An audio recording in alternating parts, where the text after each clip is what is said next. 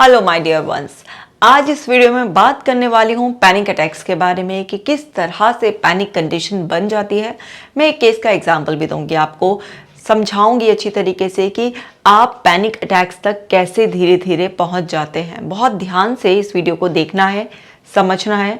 अगर आपको panic attack आते हैं या आपके परिवार में कोई और इस प्रॉब्लम से जूझ रहा है तो आप ये भी समझेंगे कि पैनिक अटैक तक आप कैसे पहुँचे और आपको पैनिक अटैक्स को रोकने के लिए किस तरीके से अपने माइंड को रीप्रोग्राम करना है। तो ये सॉल्यूशन ओरिएंटेड वीडियो है, लास्ट तक देखना है और शेयर ज़रूर करना है ताकि आप किसी तक ये मैसेज पहुंचा सकें कि बिना दवाइयों के भी ठीक होना आसान है।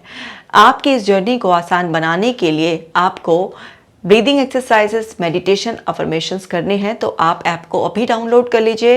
रोज़ाना एक्सरसाइजेस कीजिए ताकि आप बहुत ज़्यादा ठीक हो जाएं और बहुत ही जल्दी ठीक हो जाएं।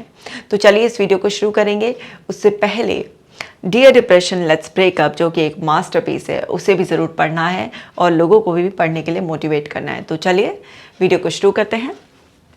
पैनिक अटैक की ये साइकिल समझते हैं। देखिए, प्री डिस्पोजिंग फैक्टर्स जो होते हैं वो होते हैं हमारे कुछ जेनेटिक रीजंस या फिर हमारी लाइफ के कुछ ऐसे इवेंट्स जो हुए हुए होते हैं जो उसके लिए रिस्पॉन्सिबल होते हैं शुरुआत के लिए।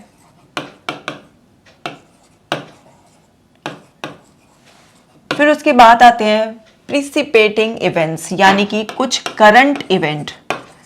पहले से ही इशू चल रहा था, मतलब जैसे कहते हैं ना, एक चोट पे चोट लग जाना, कि पहले से ही कुछ कॉजेस थे उसके और उसके बाद कुछ और ऐसे एड ऑन इवेंट्स हो जाते हैं जो हमें पूरी तरीके से हिला देते हैं।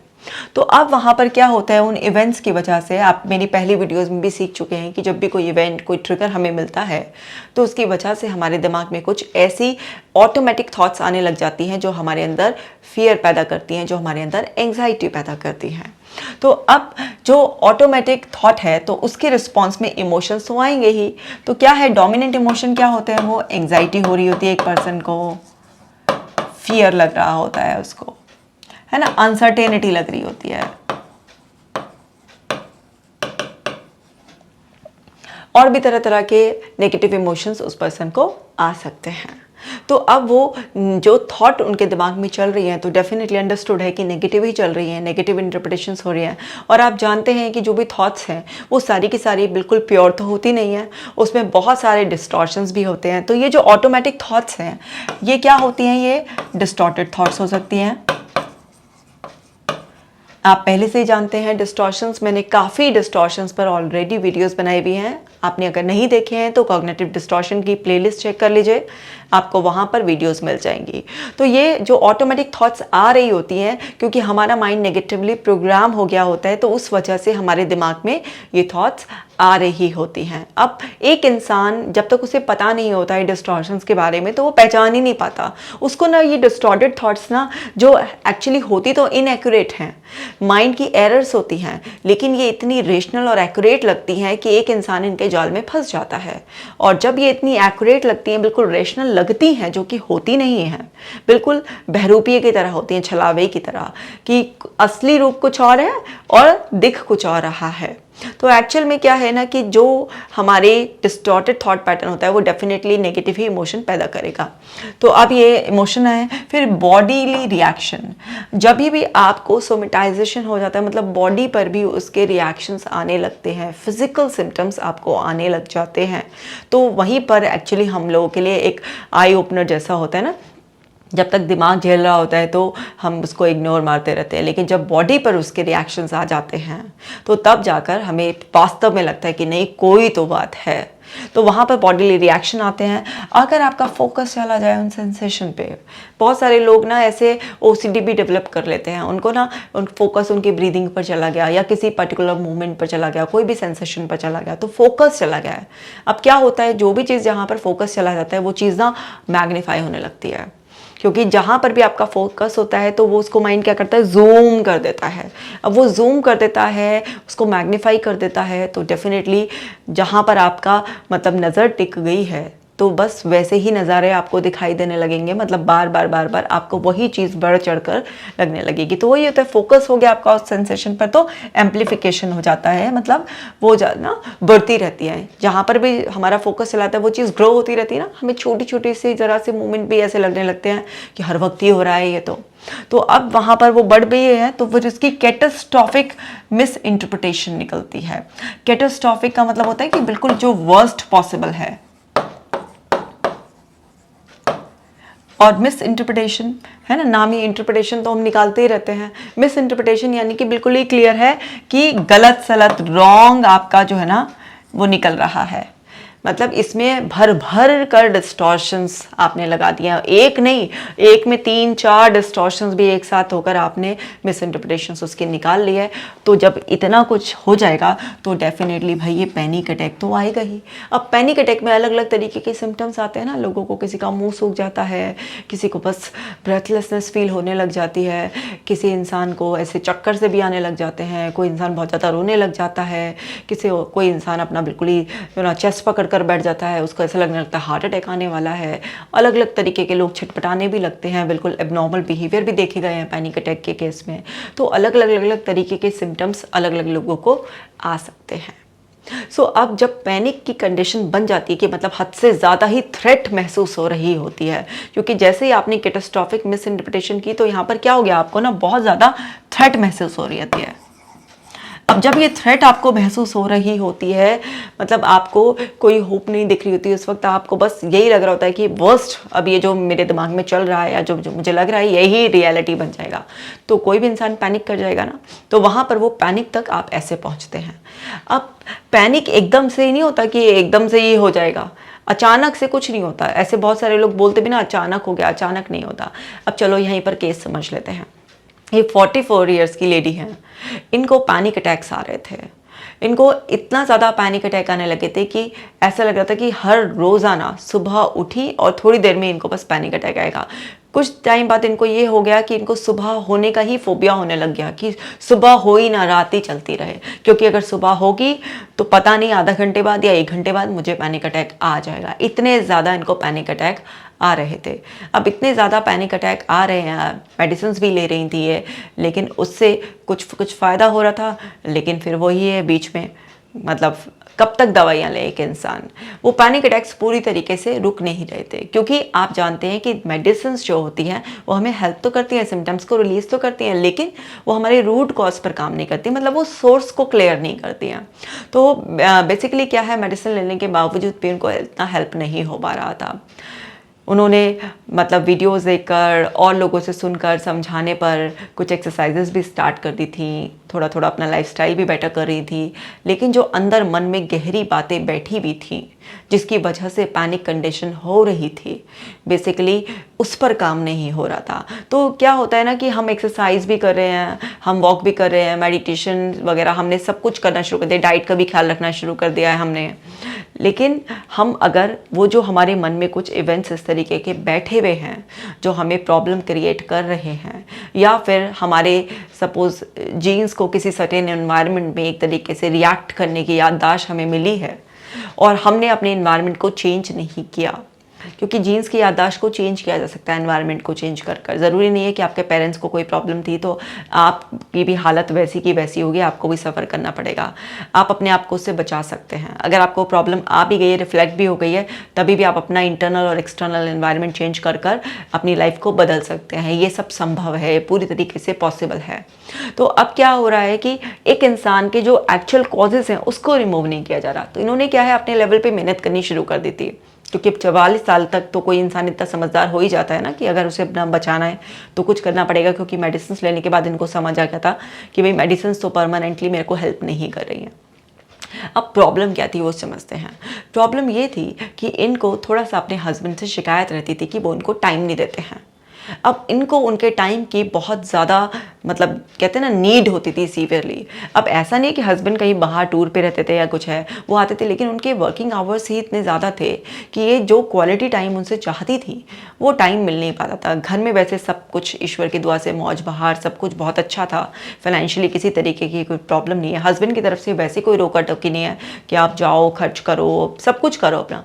लेकिन जिस इंसान को आपका समय चाहिए उसको फिर पैसे सेकेंडरी हो जाते हैं, उसके लिए सारी फैसिलिटीज़ सेकेंडरी हो जाती हैं, उसके लिए आपका टाइम। तो उनकी एक शिकायत बहुत लंबे समय से अपने हस्बैंड से ये चल रही थी कि मेरे को टाइम चाहिए टाइम चाहिए टाइम चाहिए। तो धीरे धीरे एक सफोकेशन सा इनके अंदर बैठ गया, क्योंकि लगातार हस्बैंड से कहने के बावजूद भी वो टाइम नहीं देते थे। तो इन्होंने उसको ऐसे कि रिजेक्शन कि इनको शायद मुझ में इंटरेस्ट नहीं है, इनको ये है कि घर में एक बीवी चाहिए थी जो मेरे माँ बाप की देखभाल करे, मेरे बच्चों को संभाल ले, इनको पर्सनली मुझसे कुछ मतलब नहीं है। जब अपना मतलब होता है तो तब मेरे पास आते हैं, अदरवाइज मेरे से कोई खास इंटरेस्ट नहीं है।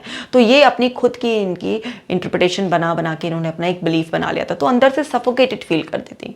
थोड़ा बहुत फ्रस्ट्रेशन कभी फैमिली पे बच्चों पे निकल गई तो अलग है, लेकिन इतना ज़्यादा वो चीज़ वेंट आउट नहीं हो पाती थी, तो वो अंदर अंदर बिल्टअप होती चली गई। तो धीरे धीरे एंग्जाइटी नेगेटिव व्यू बनना स्टार्ट हो गया। अब वो नेगेटिव व्यू बनना स्टार्ट हो गया तो अब एंग्जाइटी अगर आपको होने लगी है तो धीरे धीरे जो है ना आपको फिजिकल सिम्टम्स भी आने लगेंगे। फिर और ज़्यादा इनको उस चीज़ का महसूस होने लगा कि अरे मेरी हार्ट बीट बढ़ी हुई रहती है, मेरे पेट में ऐसा मुझे फील होता रहता है। फिर दिमाग में और भी कुछ नेगेटिव थॉट चलने लगे कि कहीं इनका कोई बाहर अफेयर तो नहीं चल रहा है, मुझ में इंटरेस्ट नहीं ले रहे हैं तो हो सकता है कि कहीं बाहर कोई अफेयर चल रहा हो सकता है इतना ही इसलिए वर्किंग आवर्स हैं कि हो सकता है ऑफिस में ही किसी और से दिल लगा लिया हो, तरह तरह की और चीज़ें, क्योंकि इतना सब कुछ हम सुनते ही हैं देखते हैं समाज में। तो इस तरीके की बातें दिमाग में आ जाना कोई सरप्राइजिंग बात नहीं है। तो वही सब इनके दिमाग में भी इस तरीके से आने लगा। रही सही कसर ये हो गई कि इन्होंने अपनी चाची से डिस्कस कर लिया। अब चाची से फ़ोन लगाया, चाची के क्लोज थी मम्मी से भी ज़्यादा, चाची से फ़ोन लगाया तो वहाँ पर भी जो है ना इस तरीके का रीइंफोर्समेंट हो गया कि हो भी सकता है जैसा तू सोच रही है कि ऐसा हो सकता है, जब भी तो तुझे टाइम नहीं देता, ध्यान नहीं लगाता, तो थोड़ा ध्यान रख, तू ये चेंजेस करके देख, वो करके देख। तो इन्होंने कुछ कुछ चेंजेस भी किए होंगे, लेकिन फिर भी उनके हस्बैंड थोड़ा वर्कोहॉलिक ज़्यादा थे, ज़्यादा पैशनेट अपने काम के लिए, तो उन्होंने फिर भी उतना मतलब ध्यान नहीं दिया, टाइम नहीं दिया। तो इनका शक मतलब जो इनका शक ही था वो एक्चुअली सच नहीं था, लेकिन वो शक इन्होंने सच बना लिया था अपनी दुनिया में, और उसको सच मानकर बस ये मान लिया था कि मेरा हस्बैंड मुझ पे ध्यान नहीं देता है, मैं इस घर में मतलब एक तरीके से फॉर नो यूज़ वाली कंडीशन है मेरी कि बस मैं हूँ यहाँ पर, एक्चुअल में वैसे मैं हूँ नहीं। ये सब सोच सोच के काफ़ी जब साल इनके बीत गए तो इनकी हालत ऐसे ही हो गई और इनका ध्यान अपनी हार्ट बीट पर चला गया। तो हार्ट बीट पर जाता था तो हर समय इन्हें हार्ट बीट बढ़ी हुई लगती थी। अब जब आप हर समय हार्ट बीट ही देख रहे हो कि कैसी चल रही है कैसे चल रही है, तो डेफिनेटली वो फोकस करने की वजह से नॉर्मल भी आपको ज़्यादा लगने लग जाएगी, और वही चीज़ें दिमाग में चलते और किसी से एक्सप्रेस ना कर पाना, रोना धोना, यही सब कुछ चलता रहता था, और उस वजह से इनको अब पैनिक अटैक पड़ने लगे थे। अब जब ये पैनिक अटैक्स इनको सब कुछ पढ़ रहे थे तो मैंने आपको बताया जैसे इनिशियली हेल्प करने के लिए एक्सरसाइज मेडिटेशन करना भी स्टार्ट किया, बट वो हेल्प नहीं कर रही थी। क्योंकि ये जो मैंने आपको बताया है ये एक्चुअली इन्होंने किसी भी डॉक्टर को बताया नहीं पहले, और ना ही किसी और काउंसलर वगैरह से इस तरीके से मिलकर ये बात कही। और जहाँ पर जिनको बता रही थी तो वहाँ से भी अनजाने में नेगेटिव रेनफोर्समेंट ही इनका हो रहा था। तो अब क्या है कि जब तक आप किसी से ये सब चीज़ें एक्सप्रेस नहीं करोगे और इसको एक अलग एंगल से एक अलग नज़रिए से नहीं देखोगे, क्योंकि अब क्या है कि जो इनका इवेंट था तो वो इवेंट जो भी इन्होंने ट्रिगर किया तो वो क्या था, अपने हस्बैंड को लेकर कि हस्बैंड का जो है ना लेट आना, इनका टाइम नहीं देना। तो उसके लिए जो ऑटोमेटिक थॉट्स थी वो डिस्टॉर्टेड थॉट्स थी। मैंने आपको पहले ही बताया कि डिस्टॉर्टेड थॉट्स आती हैं ऑटोमेटिकली। तो इनको पता नहीं था कि हस्बैंड इतना बिजी रहते हैं कि सच में उनका कोई बाहर कोई और रिलेशन है या उनको काम किए हुए है। उनकी अपनी खुद की अजम्पशन थी। अब खुद की अजम्पशन से नेगेटिव इमोशंस उन्होंने फील किए, इनसिक्योरिटी अनसर्टेनिटी फील हो रही थी, इस वजह से का सारा काम खराब हो गया। तो हमें ये समझना है कि हम जब भी किसी भी चीज़ को एज्यूम कर रहे हो, अपने आप ही हमारे दिमाग में कोई ऑटोमेटिक सजेशन आ रहा है या फिर हम किसी चीज़ को इंटरप्रेट कर रहे हैं, तो भाई एक बार चेक कर लें, क्योंकि ये माइंड तो आपको फंसा के साइड हो लेगा और आप फंसे रह जाओगे। तो बिना एविडेंसेस के, बिना किसी चीज़ को वेरीफाई किए अपने आप ही एज्यूम कर मान कर किसी चीज़ को बैठ जाना, ये बहुत ही बड़ी गलती है। और गलती भी क्या, गुनाह है, क्योंकि ये आपको बहुत बड़ी सज़ा में फंसा देता है और आपको वो सज़ा कई बार महीनों तक, कई बार सालों तक भुगतनी पड़ती है। तो हमें ये समझना होगा कि हमारी खुद की इंटरप्रिटेशंस, अजम्पशंस को भी हमें कहते हैं ना सोच कर ही सोचना भी चाहिए। मतलब क्या सोच रहे हो इसके बारे में भी सोचो, ज़रा नज़र रखो अच्छी तरीके से। तो अब इनकी कंडीशन ये होने लगी, तो चलिए अब क्या करते हैं कि इसका सोल्यूशन क्या है। तो ऑफ कोर्स ब्रीदिंग एक्सरसाइजेस तो करना ही है अब, लेकिन है ना किसी ने स्टार्ट की और उसको 4 दिन हुए तो उससे लगा अरे 4 दिन हो गए हैं, 4 दिन हो गए हैं, है ना, इतने सालों से आप परेशान होते, 4 दिन में एक्सरसाइज क्या ही आपके अंदर चेंज कर देगी। लेकिन यही आप 4 महीने करोगे तो बहुत बड़ा चेंज कर देगी, लेकिन 4 दिन में नहीं करेगी। तो लगातार एक्सरसाइजेस तो करनी ही है, क्योंकि जब आप ब्रीदिंग एक्सरसाइज करेंगे तो एंटी एंग्जाइटी मॉलिक्यूल गाबा आपके अंदर रिलीज होगा। आप मेडिटेशन करेंगे, आपके अंदर सेरोटोनिन का लेवल बढ़ेगा। जब आप मौसम के अनुरूप अपनी डाइट को लेंगे तो आपके अंदर सारे के सारे जो केमिकल्स हैं उनका लेवल अपने आप ही बैलेंस होने लग जाएगा। क्योंकि ये जो शरीर है ना, ये एक्चुअली एक चमत्कारी शरीर है। इसको सब पता है कि कब कैसे क्या केमिस्ट्री को रीसेट करना है। आपको भरोसा करना है ईश्वर की बनाई हुई इस रचना पर। बस आपको ना कुछ नियमों का पालन करना है तो सब कुछ अच्छा हो जाएगा। तो ये सारे बदलाव तो करने ही करने हैं, 100% करने ही करने हैं। इसके साथ साथ जो मोस्ट इंपॉर्टेंट काम है अपने कॉग्निटिव लेवल पर काम करने का, उसको करना है। तो जरा समझते हैं इस कॉग्निटिव मॉडल को। अब देखो ये है कॉग्निटिव मॉडल। फिक्स पार्ट भी है इसमें, फ्लैक्सिबल पार्ट भी है। तो फिक्स पार्ट में देखो सिचुएशन यानी कि कुछ हुआ। अब देखो जैसे उन्हीं के केस में देख लो, सिचुएशन ये थी अभी हस्बैंड को अगर ऑफिस में काम है तो करेंगे ही ना काम नहीं करेंगे तो फिर घर कैसे चलेगा, जो मौज बहार ये सब कुछ है कैसे चलेगी। तो अब इस बात को सुलझाने के लिए मियाँ बीवी बैठ के कुछ और रास्ता भी निकाल सकते थे, लेकिन हाँ हर रोज़ कोई इंसान अपना काम सफ़र करेगा ये भी प्रैक्टिकली देखा जाए तो पॉसिबल नहीं है। तो कई बार सिचुएशंस ना फिक्स होती हैं हमारी लाइफ में, सिचुएशंस चेंज नहीं कर सकते। चलो वो उनका मन भी करे जल्दी आने का तो, लेकिन जो रोल्स एंड रिस्पॉन्सिबिलिटी उनके ऊपर है या जहाँ पर वो काम करते हैं, जो इतनी बड़ी पोजीशन पर बैठे हुए हैं, इतनी रिस्पॉन्सिबल पोजीशन पर, तो उसमें इस तरीके से लापरवाही भी नहीं कर सकते, करना भी चाहें तो भी नहीं कर सकते। तो सिचुएशंस कई बार हमारे कंट्रोल में होती ही नहीं है ना। Mostly situations out of control होती हैं क्योंकि कभी कोई और इन्वॉल्व होता है उनमें, या कोई और रीजंस की वजह से वो हमारी लाइफ में आ गई होती हैं। तो सिचुएशंस बेसिकली क्या होते हैं, एक फिक्स्ड पार्ट में होते हैं। अब जो फ्लैक्सिबल जोन है उसी पर काम कर सकते हैं, है ना। तो यहाँ पर आप देखिए कि क्या है, आपके थॉट्स को बदलना ये एक फ्लैक्सिबल जोन में आता है। आपके इमोशंस को चेंज करना, आपके बिहेवियर को चेंज करना। मैं ऑलरेडी इतनी बार आपको रटवा चुकी हूँ कि किसी भी सिचुएशन में हम जैसा सोचते हैं उसका सीधा प्रभाव हमारे इमोशंस पर, हमारे एक्शंस पर पड़ता है। किसी भी सिचुएशन में हम जैसा फील कर रहे होते हैं वो हमारे थॉट्स को और हमारे एक्शन को बदल देता है। किसी भी सिचुएशन में हम जैसे एक्शंस ले रहे होते हैं उससे हमारे थॉट्स पर और हमारे इमोशंस पर इम्पैक्ट पड़ता है। यानी कि हमारे थॉट्स, इमोशंस और बिहेवियर में बहुत ही ज़्यादा डीप कनेक्शन है, एक का प्रभाव बाकी दो पर पड़ता है। तो अब ये फ्लैक्सिबल जोन है। तो यहाँ पर क्या है, हम थॉट्स को मतलब अपने माइंड को रीप्रोग्राम कर सकते हैं। हम अपने थॉट पैटर्न्स को चेंज कर सकते हैं, हमारे जो परसेप्शंस हैं किसी इवेंट को लेकर, किसी एक्सपीरियंस को लेकर, क्योंकि परसेप्शन इज प्रोजेक्शन। जैसा हम किसी चीज़ को परसीव करते हैं ना, हमें वही दिखता है। हम सब अंदर की दुनिया से इस बाहर की दुनिया को देखते हैं। तो हमें समझना है कि हमने किसी चीज़ के लिए क्या बिलीफ बनाकर बैठे हुए हैं, क्या खिचड़ी पका कर बैठ गए हैं, क्या एज्यूम कर लिया है हमने। हमें ये देखना है भाई, ज़रूरी नहीं है कि हम सर्वज्ञाता हैं, अंतर्यामी हैं, कि हमें यहीं बैठे बैठे सब पता चल गया ऑफिस में क्या हो रहा है या कहीं पर दूसरे के मन में क्या चल रहा है। इतनी पावर तो ये सालों तक तपस्या करने के बाद भी लोगों पे नहीं आती है।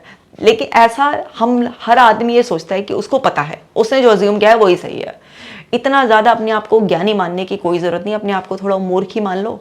तो कम से कम क्या है ना कि आप उस सिचुएशन को ढंग से जानोगे तो सही, सीखोगे तो सही।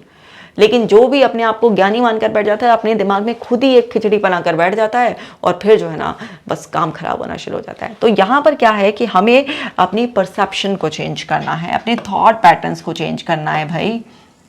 तो यहाँ पर जब भी आपके दिमाग में ऑटोमेटिक थॉट आए, क्वेश्चन लगाओ, कैसे पता मुझे कैसे पता।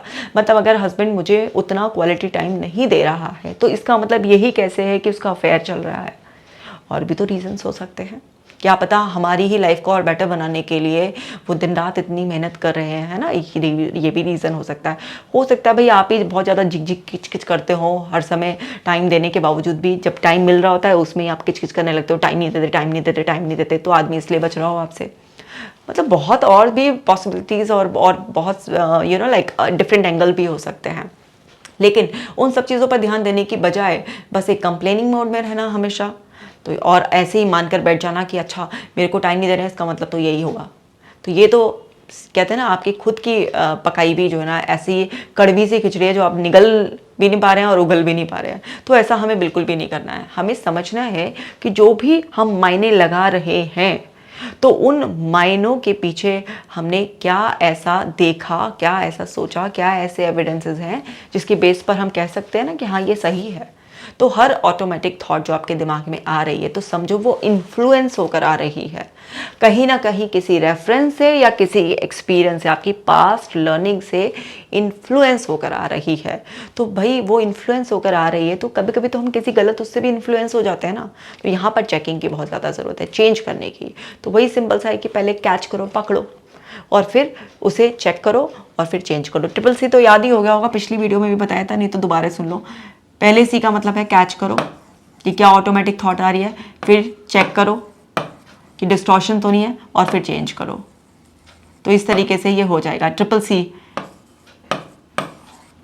इसको याद कर लो कि जब भी किसी भी सिचुएशन में ऑटोमेटिक थॉट आएगी तो कैच करेंगे उसे, क्या सजेस्ट कर रहा है, क्योंकि इन्फ्लुएंस होकर आ रही है पास्ट एक्सपीरियंस से या फिर लर्निंग से। और फिर उसके बाद चेक करेंगे और उसके बाद फिर उसे चेंज करेंगे। तो इस तरीके से ये फ्लैक्सिबल जोन है। अब आगे इमोशंस की बात। तो इमोशंस क्या होते हैं, एक जो जैसा सोच रहे होते हैं उसकी वजह से तो वैसा फील हो रहा होता है ना। तो अब क्या है इसके लिए इमोशंस रेगुलेशन स्ट्रेटजीज, मैंने आप पहले भी वीडियो बनाई हुई है इसके ऊपर। इमोशंस को रेगुलेट करने के लिए ऑपोजिट रिएक्शन टेक्निक मैंने आपको सिखाई भी है कि एक सर्टेन इमोशन को हम फील कर रहे हैं किसी थॉट प्रोसेस की वजह से, किसी बिलीफ की वजह से, कोई परसेप्शन हमने बना रखा है। तो अब वो जो हम फील कर रहे हैं तो उस फीलिंग को चेंज करने के लिए हम अपने एक्शन को बदलें, एक्टिविटी को बदलें तो इमोशन बदल जाता है। हम अपने थॉट को बदलें तो इमोशन बदल जाता है। देखो ये बीच में ना थॉट को बदलेंगे, अभी तो मैंने बताया, तो इमोशन बदलेगा। अगर आप कोई एक्टिविटी बदलेंगे तो भी इमोशन बदल जाएगा। तो हमें इमोशंस को रेगुलेट करना आना चाहिए। ये नहीं है कि हमको कोई भी फीलिंग आ रही है तो बस उस फीलिंग में, भावनाओं में बह जाएं। नहीं, बहना नहीं है। जहाँ पर भी बहाव तेज होता है तो वहाँ पर क्या होता है, सर्व सत्यानाश हो जाता है। तो कहाँ जहाँ पर भी कुछ बहाव तेज होता है, आप कभी नदी वदी में नहाए होंगे ना, किसी में गंगा में नहाए होंगे, तो वहाँ पर जहाँ पर बहाव होता है तो क्या है, कस के चेन पकड़ने की सलाह दी जाती है कि नहीं तो बह जाओगे। तो ऐसे ही जो भावनाओं का बहाव होता है बहुत तेजी से, आपने अगर अपने आप को थामना नहीं सीखा ना, पकड़ना नहीं सीखा ना, तो आपको डुबो देगा पूरी तरीके से, तहस नहस कर देगा। तो अपने इमोशंस को रेगुलेट करना सीखो। जैसे ही पता चल रहा है कि हाँ कुछ ठीक फील नहीं हो रहा है, अनयूजुअल फील हो रहा है, कुछ मूड लो हो गया है, इनिशियल लेवल पर ही, तो वहीं पर ही उस जोन को बहुत जल्दी शिफ्ट करना सीखो। क्योंकि मेंटल स्टेट बहुत आसानी से चेंज हो जाती है। जैसी एक्टिविटी चेंज करेंगे तो स्टेट चेंज होगी, थॉट प्रोसेस चेंज करेंगे तो चेंज हो जाएगा। तो अपने मूड को एक अच्छे स्टेबल हाई जोन में रखना चाहिए हमें। तो इमोशंस को रेगुलेट करते रहना चाहिए। इसी तरीके से बिहेवियर क्या है, हमारा एक एक्शन होता है कि इमोशंस के रिस्पॉन्स में या हमारा जो भी थॉट प्रोसेस चल रहा होता है तो हम उसके हिसाब से एक्ट करते रहते हैं। तो अब आप अपने एक्शंस को भी चेंज कर सकते हैं। जैसे ही देखिए आप ना अपने एक्शंस चेंज करते हैं तो क्या होता है, डिफरेंट इनपुट आपके अंदर जाने लगता है। जैसे मान लीजिए आप उदास से बैठे हैं, आपके दिमाग में कुछ भी चल रहा है। अब मान लीजिए उसी टाइम पर आपने जस्ट एक म्यूज़िक चला लिया, तेज़ म्यूज़िक चला लिया। अब आपको समझ में नहीं आ रहा, कुछ नहीं करना, लेकिन आपने बस इस तरीके से भी हिलना शुरू कर दिया तेज़ म्यूज़िक चला के। आप कुछ देर में देखेंगे कि 5-7 मिनट के अंदर ही आपके अंदर जो मूवमेंट अभी ऐसे जबरदस्ती सा हो रहा था वो बिल्कुल एकदम से ऐसे खुशनुमा होने लग जाएगा। बिल्कुल अच्छी तरीके से आपके अंदर चेंजेस आप महसूस करने लगेंगे, बॉडी लेवल पर, मेंटल लेवल पर। क्यों? क्योंकि आपके अंदर ऑडिटरी जो इनपुट जा रहा है उस म्यूजिक के रूप में, तो वो आपके जोन को चेंज करना शुरू कर देगा। आप सिंपल जाकर ना किसी से बात करना शुरू कर दीजिए और अपने वो दुखड़े रोने की नहीं, कुछ और नॉर्मल बात करना शुरू कर दीजिए। आप देखेंगे कि 5-10 मिनट में, हार्डली 15 मिनट में आपके अंदर ना चेंजेस आप महसूस करने लगेंगे। तो एक्शंस को चेंज कर भी आप अपने इमोशंस को इस तरीके से चेंज कर सकते हैं। आप अभी तक एक्शन, जैसे ये लेडी थी, क्या है इनका एक्शन क्या था, रोना, पैनिक होना, परेशान होना। अब पैनिक अटैक इनको आ रहे थे तो ऑफकोर्स देखो घर भी पूरा डिस्टर्ब हो जाता है। हस्बैंड ने भी काफ़ी वो किया कि जब पैनिक अटैक्स आ रहे थे तो वो भी अपना काम छोड़ कर इनको डॉक्टर्स वगैरह के दिखाया। फिर वो कुछ 4-5 दिन इस तरीके से हुआ भी कि वो जल्दी आने लगे, लेकिन उनका काम सफ़र करने लगा। भाई आप एक इतनी अच्छी पोजीशन पे, रिस्पॉन्सिबल पोजीशन पे बैठे हो तो ऑफिस वाले भी आपको कब तक सपोर्ट करेंगे। तो वहाँ पर भी वो बहुत लॉन्ग टर्म तक मैनेज नहीं कर पाए।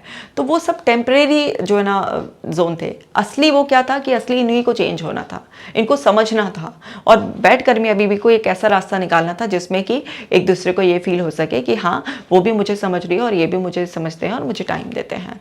तो सोल्यूशन तो ये था, लेकिन वो जिस जिस तरीके के सोल्यूशन और निकाले जा रहे थे मेडिसिन के ज़रिए या फिर कभी कभी वो जल्दी आकर ज़बरदस्ती जो है ना उनको टाइम देना, वो परमानेंट सोल्यूशन नहीं थे। तो जैसे एक्शंस चेंज किए तो उनको जब मोटिवेट किया गया कि आपको कुछ और ऐसी एक्टिविटीज़ जो आपकी हॉबीज़ हैं उनको ज्वाइन करना चाहिए, या फिर आप खुद देखिए ना, आप किस तरीके से जब आपके हस्बैंड आते हैं तो उस टाइम पर भी वो ऑफिस से आते हैं, उस टाइम पर आप बच्चों की कुछ रिस्पॉन्सिबिलिटी निभा रही होती हैं, कुछ आप कैसे टाइम सेव कर सकती हैं, कि कैसे आप अपने आप को और पहले आधा एक घंटा पहले फ्री कर सकती हैं कि आप उस टाइम पर अपने हस्बैंड के साथ इंटरेक्ट कर सकें। क्योंकि अगर आप ये सोच रहे हैं कि हस्बैंड आए हैं, आप पहले घर का पूरा 1-1.5 घंटे उनके आने के बावजूद भी सारा काम निपटाएंगी, उसके बाद जब आप फ्री होंगे फिर वो अपनी नींद को सेक्रीफाइस कर कर आपको आधा 1 घंटे का पूरा क्वालिटी टाइम देंगे जिसमें आपके मन की बातें सुनेंगे। तो आपको भी तो मैनेज करना आना चाहिए ना अपने टाइम को इफेक्टिवली, आपको भी तो अपने आप को पहले फ्री करना आना चाहिए, आपका मैनेजमेंट इतना इफेक्टिव होना चाहिए। तो जब उनको एक्शंस चेंज करने के लिए गाइड किया गया और उन्होंने वो चेंजेस किए, तो एक्शंस चेंज करने से उनके अंदर की फीलिंग्स भी चेंज होने लग गई, उनका थॉट प्रोसेस चेंज हो गया और एक्चुअली उनकी सारी जो प्रॉब्लम है वो बिल्कुल सॉल्व हो गई।